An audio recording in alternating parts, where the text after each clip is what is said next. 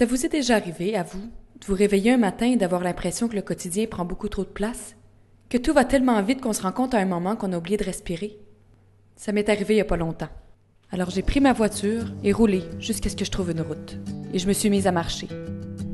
Tranquillement, j'ai senti mon cœur se remettre à battre. Comme j'étais là à observer cette vie qui grouille partout, j'ai aperçu quelque chose dans la forêt au loin. Au début, j'ai pensé que c'était une bête sauvage, mais non. C'était une vache. 2 vaches. Puis des moutons. Mais aussi que je viens d'aboutir des vaches dans le bois. Et là, j'ai aperçu une pancarte. Woofer.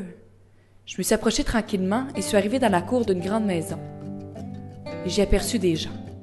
Au début, je n'étais pas trop certaine de ce que ça voulait dire, Woofer, alors je suis restée à l'écart, à les observer. Ils avaient l'air normaux, sympathiques même. Du coup, j'ai senti l'homme assis dans les escaliers me regarder. Alors, l'étrangère, tu viens? Et c'est là que j'ai rencontré la famille Matar et les Woofer. Gérard, le coq,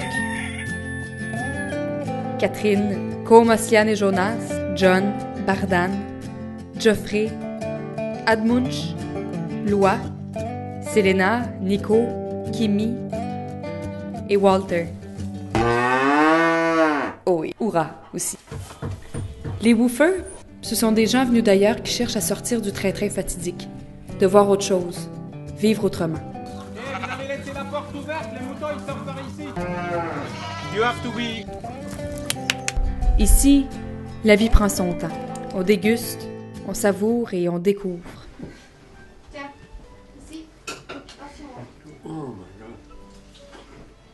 On se partage nos savoirs et on se raconte des histoires. On cultive la vie et on obéit aux lois de la nature.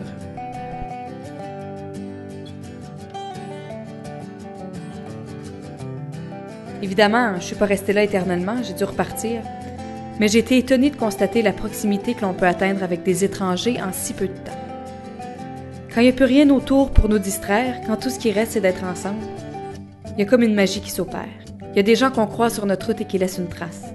Aussi court que puisse durer le moment d'une rencontre, c'est toute une perception qui se forme ou se déforme. À chacun son petit bonheur. Le mien, c'est de me perdre parfois, pour mieux me rappeler d'où je viens.